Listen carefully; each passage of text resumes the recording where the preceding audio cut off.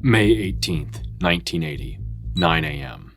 Yong-ho, an engineering student at Cheonan University in the city of Gwangju, South Korea, is doing some homework when his roommate Chung Sung-min bursts into their dorm. The paratroopers are here. Sung-min cries. They're setting up on campus. We have to get out there. Jung-ho shrugs. In October, the country's longtime dictator Park Chung-hee was assassinated by his own spy chief. In December, Park's successor Chun Doo-hwan launched a military coup to secure power. And now, Chun is enacting martial law. This inflames Sung-min, who hoped that Park's death would finally bring democracy to Korea. Jung-ho feels different. I really need to finish this. Sung-min is disgusted. How can you just sit here? There are troops right outside. We're fighting a dictatorship. If I show up to a job interview next year, Sung-min, you think they'll give me a pass for failing this because I was busy standing up for democracy? I doubt it, especially when Chun is still in charge. Sooner or later, this is going to matter to you too, Jung-ho. Sung-min departs. Jung-ho spends the rest of the day working in his room. At one point, he sees troops marching by his window. As the hours pass, he hears sirens. Jung-ho hopes Sung-min is alright. He can be annoying, but he's a good guy. But Sung-min doesn't return that evening. Strange for a Sunday. After asking around, Jung-ho learns that protesters and troops clashed violently in the city and that Gwangju is now under curfew for the night. Jung-ho is worried, but now he can't leave his dormitory. Sung-min is probably fine, he reassures himself. Things will blow over by the morning. But Jung-ho is wrong. Events in the city of Gwangju are not calming down. After years of brutal repression, the citizens of Gwangju are about to fight for their freedom. One of the most inspiring and tragic episodes in the entire history of democracy. And Sung-min is right. Jung-ho can't stay out of it forever. Whether he wants to or not, like all people in difficult and dangerous times, he'll need to pick a side. This is the Gwangju Uprising.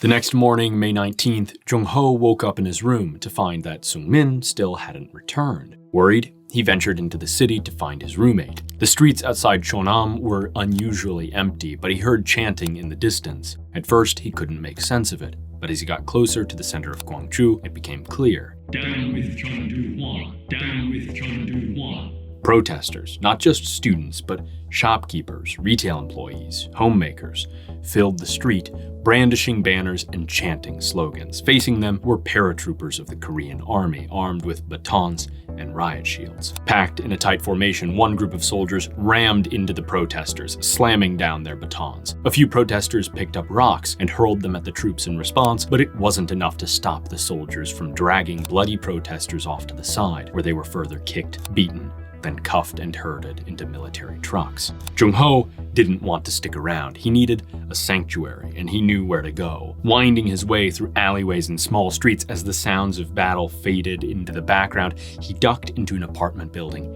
and headed up to the third floor. He knocked on one of the doors. A woman opened it, Jung-ho's aunt. She and his uncle lived in the city. Jung-ho, what happened to you? She was taken aback by his rumpled appearance. Were you at the protests? No. Well, yes, but I was just there to find my roommate Sung-min. I was worried. He trailed off as she crowded him inside, looking down the hall. I heard the soldiers were following people into buildings. She shut the door. You weren't followed, were you? I don't think so. Then Jung-ho's uncle appeared. I had trouble finding passengers today. He was a taxi driver. Everyone was either out on the street or shut up at home. Later, as they sat down to eat dinner, Jung-ho's uncle brought up the protests again. I used to think I should keep my head down and let others worry about politics. But look at what these soldiers are doing, beating boys and girls half to death. Jung-ho's aunt tried to calm his uncle. The smartest thing to do right now is stay inside. These soldiers aren't messing around. People could get really hurt. They're already getting hurt. I was talking to some other taxi drivers earlier. They've been taking people to the hospital. Some of them want to organize so we can use our cars against the soldiers. I think they might be right. Please don't do that. It's so dangerous out there. We should all stay inside tomorrow. You stay with us, Jung-ho. It's safer here. As Jung-ho laid down to sleep on their couch that night, he couldn't help thinking about Sung-min and what his uncle said over dinner. AnyDesk, the sponsor of this video. AnyDesk lets you access any of your devices from anywhere at any time. With lightning-fast connection speeds, it's just like sitting in front of the device you're accessing. Whether you're editing processor-intensive animations on the go, or just helping an older relative figure out how to log into their email, with AnyDesk's proprietary codec technology, you'll experience minimal latency and consistent, crisp visuals. AnyDesk also offers secure direct file transfers without cloud storage, perfect for pulling important documents from a faraway computer in a pinch. Even better, AnyDesk works with virtually any device.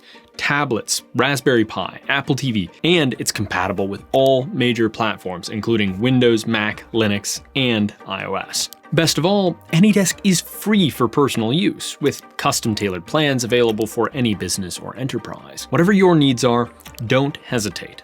Just visit anydesk.com/spectacles and download it for free. Anytime I need to access my computer back home while traveling, transfer large files, or just stream my desktop to the TV while I play Peek with the boys, I use AnyDesk. It's a great service, and it's amazing that it's free for personal use. So don't wait until you're caught in an emergency without your important files. Visit anydesk.com/spectacles to download AnyDesk for free today. That's anydesk.com/spectacles. Thank you, AnyDesk. Now, back to Gwangju. The next day, May 20th, Jung-ho and his uncle followed his aunt's advice, staying inside. Even far from the city center, they heard shouting and more sirens. They turned on the radio, listening for an update, but neither the local nor the national radio station had anything to say about what was happening. There must be a media blackout. A neighbor came by in the early evening asking if Jung-ho's uncle was planning to join all of the taxi drivers at Mudong Sports Center. They were going to use their cars to assist the protesters. Don't give him any ideas. His uncle looked ashamed. Jung-ho knew how he was feeling. They passed another uncomfortable night in the apartment. At one point, Jung-ho was sure he heard gunshots. The next morning on May 21st, the neighbor returned, confirming Jung-ho's suspicion. Taxi drivers had joined the protests last night, ramming their vehicles into military checkpoints. And outside Gwangju train station, the troops opened fire, killing 5. Hearing this flipped a switch inside Jung-ho and inside his uncle. That's it. I have to be out there. I need to find Sung-min, and I need to support the protesters. Me too. According to the neighbor, the biggest crowd was forming downtown at Province Hall. If they were going to help or find Sung-min, that was their best bet. Around noon, they were blocks away from the hall when they couldn't drive any further. All around, protesters faced off with soldiers uneasily, barricades between them. Burned out cars from the night before littered the streets. The protesters shouted for the soldiers to withdraw. Then, getting out of the car, Jung-ho heard a voice. Jung-ho? It sounded like the speaker could barely believe what he was seeing. Jung-ho? Running down the street was Sung-min. His clothes were torn and there was blood running down the side of his face, but he was alive and holding a Korean flag. Jung-ho embraced his roommate. I can't believe you actually came out here. At first, I was just looking for you, but then... Sung-min nodded, understanding. Everyone's out here. Come on. Jung-ho and his uncle followed Sung-min to the front line of the protests just outside Province Hall. They stood with the crowd, shouting with them and picking up rocks to hurl at the soldiers. A few protesters manned cars and trucks, driving them at the barricades to scare the troops. The Korean national anthem started blaring over some loudspeakers, but Jung-ho wasn't sure which side it was coming from. As the anthem played, Jung-ho saw the soldiers' faces, young men, just like him and Sung-min. He wondered how they all ended up on different sides, the paths that took them here. 2 days ago, Jung-ho couldn't have cared at all, but now he could barely comprehend how someone would defend this horrible regime. Then he heard something he would never forget. An officer shouted, Take aim! The soldiers raised their weapons. Jung-ho's heart was pounding. He and the other protesters started scrambling back. Then shots rang out. The protesters screamed, Jung-ho included. They scattered for a moment, but surged back. Jung-ho couldn't see his uncle or Sung-min, but he joined the crowd, running at the barricades and vaulting over them. The soldiers, seeing this mass move toward them, fled, many dropping their weapons. As the troops ran, the crowd erupted into cheers as many picked up the discarded weapons and continued to chase the soldiers out of town. Yong-ho, however, turned back, looking for his companions. Soon he spotted his uncle, but a pit formed in his stomach when he saw a bloodied and rumpled Korean flag on the street. His eyes followed it to Sung-min's face, clenched in pain on the sidewalk. The front of his shirt was bloody. Yong-ho and his uncle rushed to his side. Together, they lifted the wounded young man and quickly carried him to the Cheonan University Hospital. Though they arrived within minutes, Jung-ho's hope for his friend was dwindling. He watched as nurses put Sung-min on a gurney and wheeled him away. He and his uncle sat quietly in the waiting room, densely packed with the family and friends of the mounting casualties of the clashes. At one point, his uncle left to bring word of what had happened to his aunt and to let her know that they were both alive. Jung-ho stayed in the waiting room until a doctor came out. Quietly and compassionately, she let him know that his roommate had not made it. Just as she delivered this terrible news, a fellow student, one Jung-ho recognized, burst into the room. The soldiers, they've withdrawn from the city. We have their weapons and their vehicles. We've won. Many cheered, but Jung-ho couldn't bring himself to celebrate. He sank into his chair. Before he knew it, he was drifting off to sleep. The next morning, Jung-ho was startled awake by a hand on his shoulder. He looked up, and the man greeted him. My name is Hwang. Jung-ho recognized the name somehow. You lost somebody. Who was it? His name was Chung Sing-min. He was my friend. I knew him. He volunteered with me, organizing workers. He was a good man. He was. Jung-ho hated that was, and hung his head. Yoon took a step back, and after a pause added, That's exactly why we can't let his death be in vain. The resistance is gathering at Gwangju Park. I hope to see you there. With that, Yoon walked out, and Jung-ho sat for a few minutes, debating what he should do next, until he whispered to himself, I'm tired of running. A few hours later, he arrived at his aunt and uncle's to let them know about Sung-min and to tell them he was joining the resistance. His aunt implored him not to go, but he had to do it. Then he found himself in the Gwangju Park Plaza, surrounded by thousands of other young men and women. There was an air of grief and anger about the crowd, but it also buzzed with excitement about the troops' retreat. Gwangju had suffered, but now it was a free city. The troops were gone, and the people had seized thousands of weapons. Many had no idea what they were up against. Since retreating, troops had formed a perimeter around the city and cut off all communication with the outside world. Nobody in Korea realized what was happening in Gwangju, and nobody in Gwangju realized that tanks and troops were on their way from the northern border. Negotiation was their only hope. To that end, a settlement committee had gone to negotiate with the martial law command that morning. They wouldn't be back for hours, and hopes were slim. In the meantime, speakers in the plaza called for volunteers to cook food, care for the wounded, or join militias to secure the city and keep peace in the streets. For that, Jung-ho volunteered. Soon, he was in a car with 3 strangers, each about his age. The 4 of them had received rifles and loose instructions to keep peace in a neighborhood in northwest Gwangju. But as night fell, the group began to lose steam. Nothing had gone wrong that day. No looting, no assaults by martial law troops, nothing. The driver, a student from another nearby university, suggested they head downtown to see whether there was any news about the negotiation. About 10 minutes later, they arrived at the plaza outside Province Hall. But the energy this time was not good. As they approached the crowd at the central fountain, jeers and boos filled the air. Jung-ho asked a stranger what was going on. He's from the committee. Jung-ho looked ahead and saw a flustered man in a suit at the microphone. They met with the generals. They want us, you guys, to give up the guns to the government. They won't negotiate otherwise. But these are the only reason the troops retreated. Jung-ho adjusted the rifle slung on his shoulder. Right, well, that's why folks are pretty angry. Jung-ho turned to face his squad mates. This rally isn't for us. Let's get out of here. The group slept in their car that night. And the next morning passed uneventfully once more as they patrolled their neighborhood, spoke with locals, and ate the food they offered. After the disastrous announcement by the Adult Settlement Committee the night before, the Student Committee gave Yoon Sang-won the green light to organize a rally headed by students and resistance members, instead of businessmen and lawyers. Yoon hoped this rally might inspire the resistance, but in the meantime, both the Student and Adult Settlement Committees carried on, collecting guns and disarming Gwangju. The next day, Jung-ho's squad arrived just in time for the rally's kickoff at 3 p.m., and they were blown away. Crammed into the plaza outside Province Hall were over 150,000 people. Jung-ho watched in awe as Yoon Sang-won introduced speaker after speaker to air their grief and outrage at the regime's brutality. Blue-collar workers, farmers, students, teachers, and homemakers.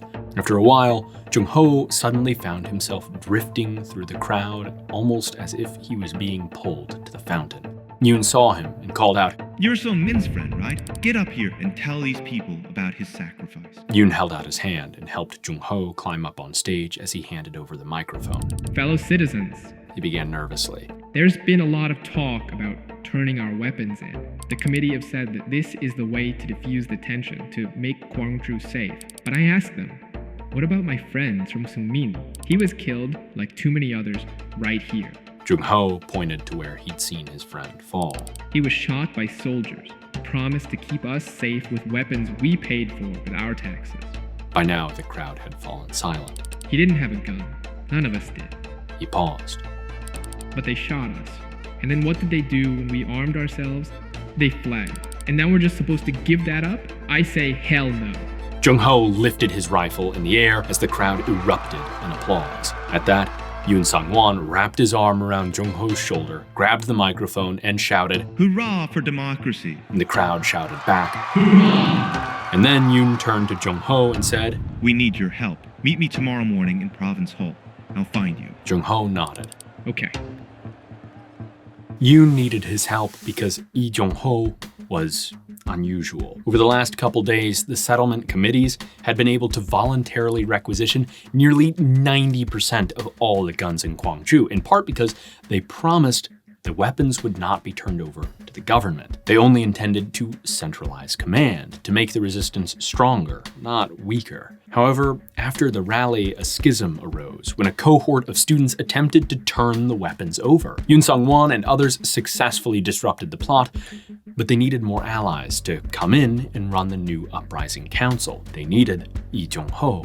Overnight, he joined them to schedule one more major rally, plan the redistribution of weapons, and draft final demands for the government. Reparations for those killed, the resignation of Chun Doo-hwan, and the establishment of democracy in Korea. By the time they finished their work at 2 a.m., Jung-ho was so exhausted, he fell asleep at the table. But at 4 a.m. on May 26th, the sirens erupted. The military had begun advancing into the city, led by tanks. The timing couldn't be worse. 90% of the resistance's weapons were still stockpiled in Province Hall. The people were defenseless. The council scrambled for a plan of action, and Jung-ho interjected, Let us be human shields. The tanks will have to run us down before they murder yet more of Gwangju's people. The room fell silent, until Yoon Sang-won replied, What else is there to do? We can't hide now. So the council set off from Province Hall, no more than 20, on a grim march towards certain death. But as they made their way down Seung-nam Road, citizens came out to join them. By the time they reached the tanks, they numbered in the hundreds. The tank columns halted as the crowd began chanting, demanding to negotiate with their commanders. Soon enough, Major General Kim Gi-sok, Combat Arms Vice Commander, arrived in a black sedan. Megaphone in hand, he declared, I will meet with the leaders of the council. Yoon Sang-won, with his own, shouted back, We will meet when the troops withdraw. At that, Kim gave a signal, and his troops and tanks turned around and began to leave. The crowd erupted in cheers. About an hour later, around 7 a.m., Lee Jung-ho, Yoon Sang-won, and other leaders of the Gwangju resistance met with Major General Kim and others. Their talks lasted for hours until Kim stated his final position. I am a soldier who knows little about political matters. If you collect the weapons currently in the hands of the people and return them to the military, I would have the police restore order to the city. The resistance leaders didn't know what else to say, until Jung-ho asked, Why? When just days earlier, troops killed our friends and family. They had no guns. Why should we expect a different fate? You will have to trust me. You have no other option. At that, Kim and his colleagues got up and left. But how could they trust him? The resistance did not turn over their weapons.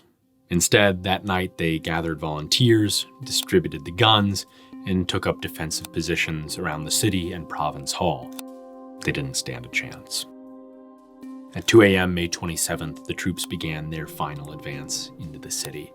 Their tanks, superior training, and numbers made their operation a foregone conclusion. By 4 a.m., Province Hall was surrounded. Troops made their way in, sweeping the building, commanding surrender, and shooting anyone who fled or made any sign of resistance. By 7:30, the operation concluded. Yoon Sang-won, like hundreds of others, did not survive the Gwangju uprising. He was shot and killed by Korean troops. Lee Jung-ho, though he suffered terrible beatings and a time in prison, did survive. When he got out in 1983, Chun Doo-hwan's dictatorship was totally secured. Jung-ho knew the time for heroics had long passed, so he finished his education and landed a job at a large Korean engineering firm. He worked in Seoul, and he kept his head down, visiting Gwangju occasionally to see his aunt and uncle and to visit the grave of his friend, Jung Sung-min. But then, in 1987, something unexpected happened. One Saturday evening in June, Lee Jung-ho turned on the radio in his suburban apartment and learned that protests had erupted throughout downtown Seoul. Hundreds of thousands were in the street. He grabbed his coat, ran out of his building, and hailed a taxi. Within days, thousands had been arrested, but before long, Chun Doo-hwan realized he couldn't keep it up. On June 29th, the government conceded to the massive protests and promised the return of free and fair elections to Korea. The dream of Gwangju had finally come to pass. Lee Jung-ho stood amidst the crowds, shed a tear as he remembered his old friend. Jung Sung-min would be proud. If that's a message you think is important, then consider supporting stories that matter to democracy by joining our Patreon, grabbing some merch, or by patronizing the sponsor of this video. And as always, thanks for watching.